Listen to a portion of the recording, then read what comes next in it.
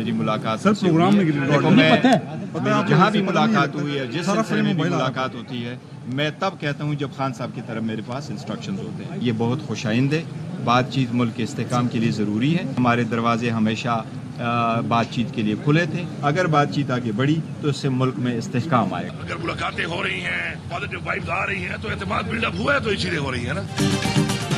बानी पीटीआई की इजाजत से आर्मी चीफ से मुलाकात की। जो भी करता हूँ बानी की इजाजत और हिदायत पर करता हूँ।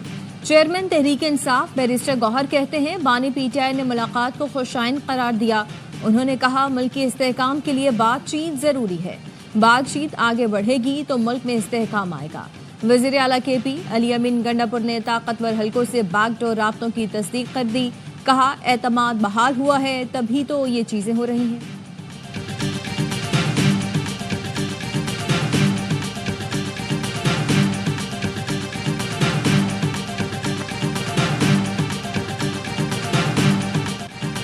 तहरीक इंसाफ ने हुकूमती कमेटी से मुज़ाकरात में तहरीरी मुतालबात पेश कर दिए।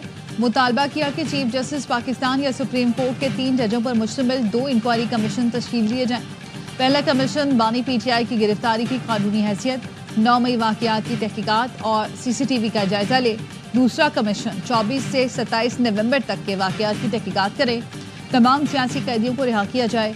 मुशावरत के साथ 7 दिन में कमीशन तश्कील दिया जाए। ये कमीशन तश्कील न दिए गए तो मुज़ाकरात जारी नहीं रहेंगे। स्पीकर अयाज सादिक कहते मुज़ाकरात दुरुस्त सिमत में जा रहे हैं, किसी को तशवीश नहीं होनी चाहिए।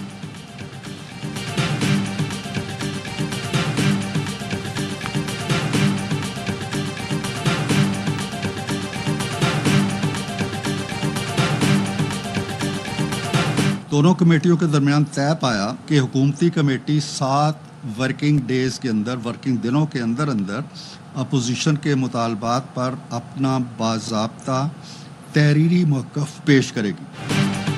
7 दिन में अपोजिशन के मुतालबात पर बाज़ाब्ता तौर पर मौक़िफ़ पेश करेंगे। हुकूमत की मुज़ाकराती कमेटी के रुकन सेनेटर इरफान सदीक़ी कहते हैं हुकूमती कमेटी ने अपोजिशन की जानिब से बानी पीटीआई से आज़ादाना माहौल में मुलाकात के मुतालबे की तायीद की है।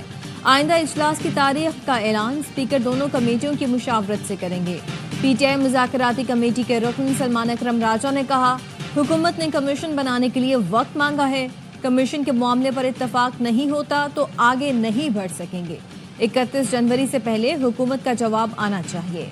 उमर अयूब बोले मुतालबात वाज़ेह है, डील चाहिए न ढील। 9 मई और 26 नवंबर वाक़यात पर कमीशन बनाए ताकि दूध का दूध और पानी का पानी हो जाए।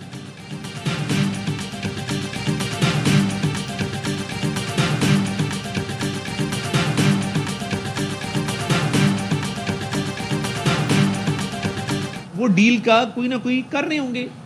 मैंने सुना है कि वो बातचीत करते हैं, अपने लोगों को कहते हैं कि यार थोड़ा ऊपर से प्रेशर रखो मगर अंदर से कोई मुझे निकालो यहाँ से, मैं नहीं भुगतना चाहता, ये मेरे से गलती हो गई।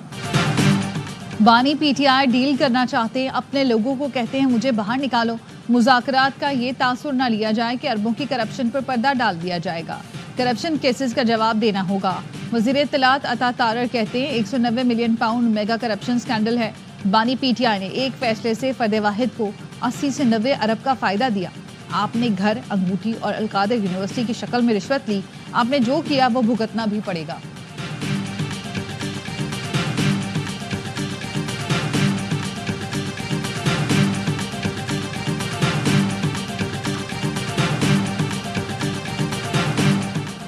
जलाओ घेराव इंतशार की वजह से हम बहुत पीछे रह गए, दुनिया आगे निकल गई। जो किसी के बहकावे में आकर जेल चले गए उनको आज कोई पूछने वाला नहीं। वज़ीर आला पंजाब मरियम नवाज का लैपटॉप स्कीम की तकरीब से खिताब। कहा बड़ी बड़ी बातें करना आसान है, इसको जेल में डाल दूंगा, मैं ये कर दूंगा। मैं भी जलाओ घेराव की बात करूं तो आपका मुस्तकबिल तारीक करूंगी। मुझे आपको तनज़्ज़ुली नहीं तरक्की का रास्ता दिखाना है। तमाम तलबा को 100% मेरिट पर स्कॉलरशिप दी गई। आइंदा साल स्कॉलरशिप की तादाद 50,000 तक लेकर जाएंगे।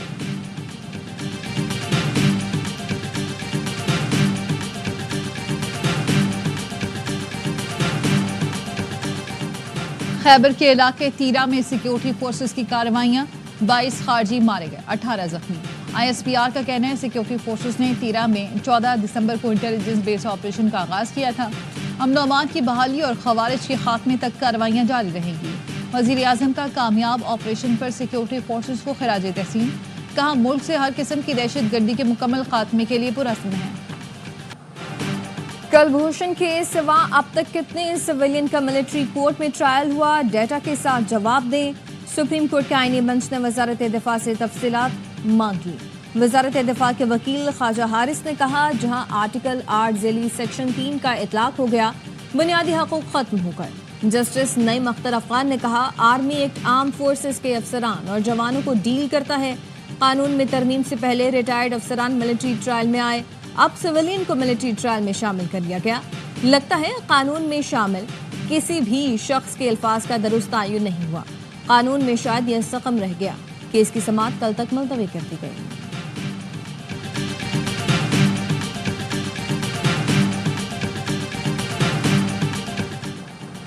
हंगू से कुरम जाने वाले काफिले पर बगन के करीब फायरिंग, कुछ गाड़ियों को आग भी लगा दी गई। रॉकेट लगने से एक गाड़ी को नुकसान पहुंचा। पुलिस और दीगर कानून नाफिज करने वाले इदारे जाए वक़्वा पहुंच गए। पाला चनार, बगन और दीगर इलाकों के लिए 35 गाड़ियां अशाए खुरनूश लेकर जा रही थीं। उधर बारिश खेल और कारखले में आज भी मोर्चे मसमार किए जा रहे हैं।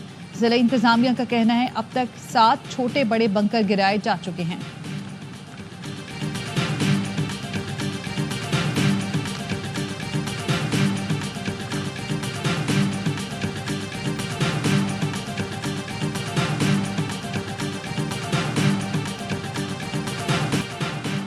पाकिस्तान का गजा में जंगबंदी के ऐलान का खैर मकदम। वज़ीर आज़म शहबाज शरीफ ने कहा, दोस्त मुल्कों की कोशिशें नाकाबिल फरामोश हैं।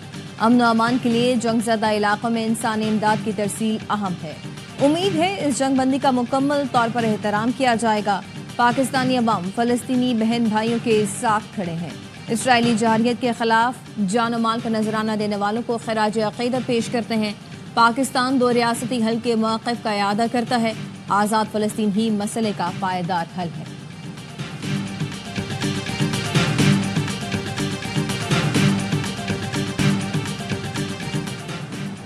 नादरा मोबाइल ऐप लॉन्च करने और 3 नए रीजनल दफातर के क़याम का फैसला। वफाकी वज़ीर दाखिला मोहसिन नकवी कहते हैं, कल से पाक आईडी वेबसाइट बंद की जा रही है। 3 नए रीजनल सेंटर आज़ाद कश्मीर, गवादर, गिलगित बल्तिस्तान में बनाए जाएंगे। नादरा की पाक आईडी वेबसाइट बंद करके खिदमात मोबाइल ऐप पर फराहम की जाएंगी। जालसाज अनासिर जाली वेबसाइट से दस्तावेज बनाने में मुआवनत का कारोबार कर रहे थे। नादरा और दीगर इदारों से मिलकर इन अनासिर के खिलाफ कार्रवाई को यकीनी बना रहे हैं। शहरी घर बैठे मोबाइल ऐप पर शनाख्ती दस्तावेज की कार्रवाई मुकम्मल कर सकते हैं। नए रीजनल दफातर 31 मार्च से काम शुरू कर देंगे।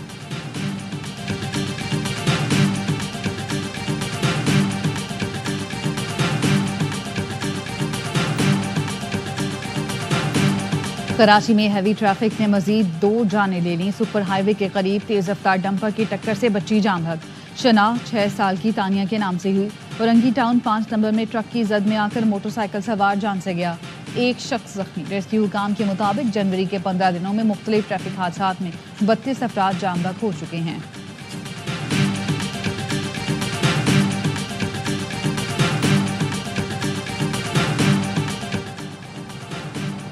जामियात में ब्रोकरेट वाइस चांसलर की तकर्री। कराची यूनिवर्सिटी समेत सिंध भर की जामियात में तदरीसी अमल मुअत्तल। जनरल सेक्रेटरी फपवासा का कहना है, जामियात में ब्रोकरेट वाइस चांसलर की तकर्री काबिल कबूल नहीं होगी। मुतालबात ना माने गए तो सिंध असम्बली और वज़ीर आला हाउस का घेराव करेंगे। किसी जामिया में ब्यूरोक्रेट को वीसी का ओहदा संभालने नहीं देंगे।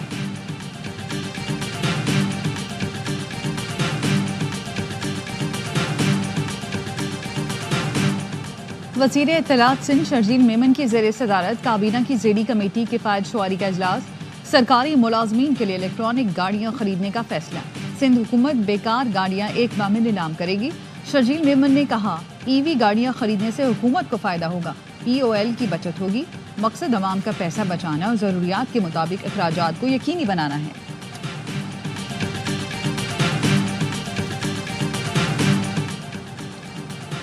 हॉक्स बे के करीब खैर मोहम्मद गोट की जमीन पर मुबैना कब्जे का केस।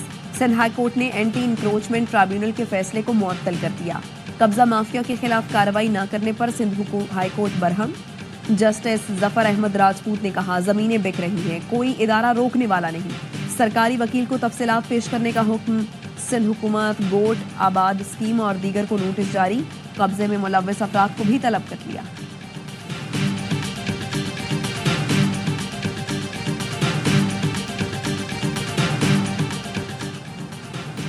और कराची कस्बा इस्लामिया कॉलोनी में गले पर तेज धार चीज लगने से 9 साला बच्चा मुस्तफ़ा जामभग बच्चा भाई के साथ मदरसे जा रहा था। रेस्क्यू ज़राए का कहना है इब्तदाई इत्तलाह के मुताबिक कचरे में आग लगी हुई थी। कचरे में मौजूद शीशे की बोतल फटी जो बच्चे की गर्दन पर लग गई।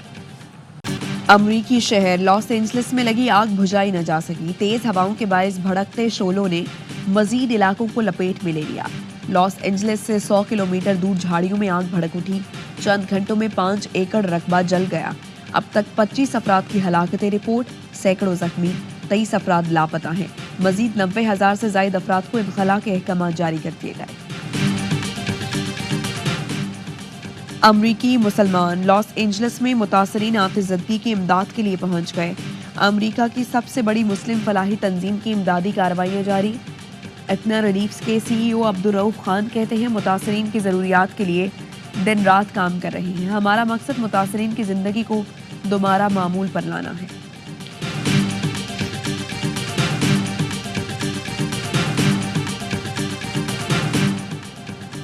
अमरीकी सदर बाइडन ने कहा है कि ताकतों अमरीका तबका जमहूरियत के लिए खतरा है।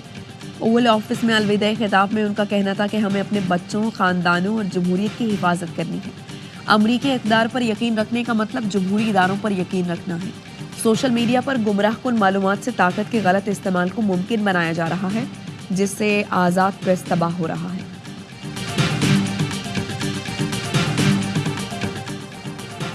पाकिस्तान और वेस्ट इंडीज ने टेस्ट सीरीज के लिए तैयारियां तेज कर दी। मुल्तान में दोनों टीमों की भरपूर प्रैक्टिस। शाहीनों ने बैटिंग, बॉलिंग और फील्डिंग की ड्रिल्स की। Left arm spinner Noman Ali कहते हैं मुल्तान में इंग्लैंड के खिलाफ मैच में शानदार परफॉर्म किया था। इस बार भी उम्दा कारकर्दगी के लिए पुरजोश हूँ। पाक वेस्ट 2 टेस्ट की सीरीज का पहला मैच जुम्मे से मुल्तान में शुरू होगा। मेहमान टीम 19 साल बाद पाकिस्तान में टेस्ट खेलेगी। टेस्ट सीरीज ए स्पोर्ट्स पर बराह रास्त दिखाई जाएगी। पाक भारत मैच हमेशा ही बहुत बड़ा होता है।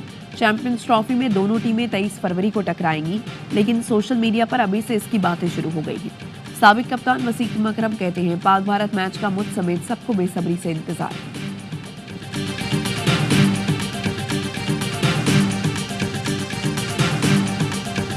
आईसीसी चैंपियंस ट्रॉफी के पाकिस्तान में होने वाले मैचेस की टिकटों की कीमतें फाइनल। सबसे सस्ता टिकट 1,000 रुपए का होगा। कराची में टिकट की कम से कम कीमत 2,000 रुपए रखी गई। टिकट की ज्यादा से ज्यादा कीमत 25,000 रुपए मुकर्रर। चैंपियंस ट्रॉफी का आगाज 19 फरवरी से कराची में पाकिस्तान और न्यूजीलैंड के मैच से होगा।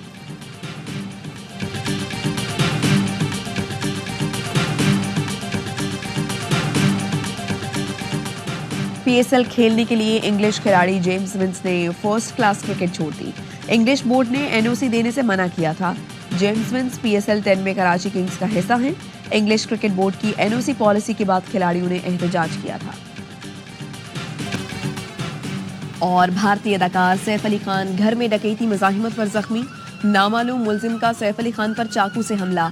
सैफ अली खान जख्मी हुए, अस्पताल मुंतकिल कर दिया गया। पुलिस ने वाक़े का मुकदमा दर्ज करके तफ्तीश शुरू कर दी।